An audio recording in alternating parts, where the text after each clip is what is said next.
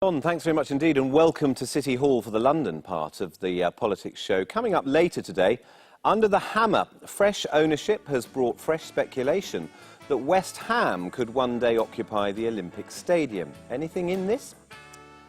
But first, when is a public space not a public place? Answer, in London, quite a lot nowadays. In increasing areas of the capital, you may think you are on public land, free to roam unhindered 24 hours a day, when in fact you're on property owned by a private company. Canary Wharf, Docklands is an example, so in fact it's here at City Hall. Though it's the seat of London government, a protest outside, for instance, could theoretically be banned or broken up on a corporate whim. So what and where are the boundaries? Andrew Cryan reports. As you walk through London, you might well assume you knew your rights, that you were on public land. Increasingly, though, that's not the case. More and more, parts of the public realm are owned by developers and corporations. It's a far more controlled environment. All of these private places have really quite strict rules and regulations about what you can and can't do in these areas, ranging from the seemingly innocuous, like taking photographs or even eating a sandwich in certain places, to rollerblading, skateboarding and political demonstrations. We decided to try our luck filming along the Southbank, little of which actually belongs to the people of London. Even as we were setting up our camera, we were approached. Permission to film on the park today? No. Do we need permission to film here? Yes. Is it not Southwark Council? Southwark Council, no, it's done by a private management firm. Is it? Yes. Being a news crew, it turned out we were allowed to film in the park. But outside City Hall, the rules are different. Now, it normally takes about 4 minutes, I reckon, being here until someone will come and complain.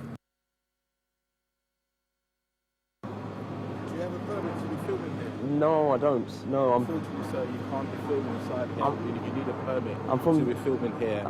Sir, can you not be filming me, please? We're trespassing. The police have been informed. Yeah. Seriously. Yeah, that's what. So the police are going to come here. The police are going to.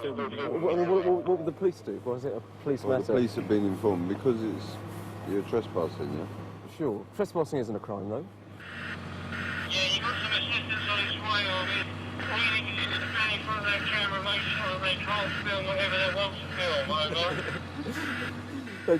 They've just had a message to stand in front of the camera. While we were leaving, we were approached by a local scout leader. I think it's unclear. There aren't any big signs saying don't ride your bike. So when the kids appear here, you know, they're then chased and told to get off their bikes. But I think it could be clearer if you can't ride here, you know. Yeah. Because it's all up and down the Southbank now, isn't it? I mean, there's not much public land at all, it's there. No, I mean, Potter's Fields and that, you know, I think it's all getting up for grabs now. Everything's being bought, everything was public.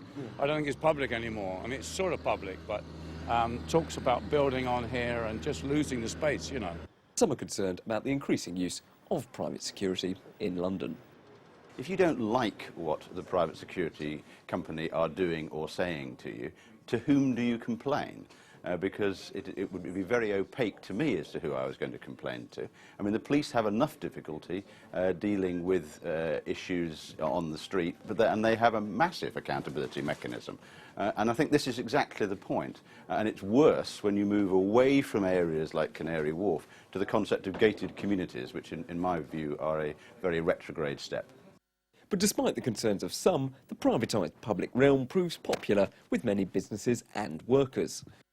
Often you've had little parcels of land that have been pretty neglected, and in many ways by having this privatisation and allowing a single developer to take control of that, I think it's done a lot of good. You've had less litter, you've had a sense of order. Nothing's worse than having that chaos that can often appear in bits of open space which don't seem to be well looked after. While it might not be the most controversial topic at the moment, with more schemes planned across the city, this might be one row that really comes into the public realm.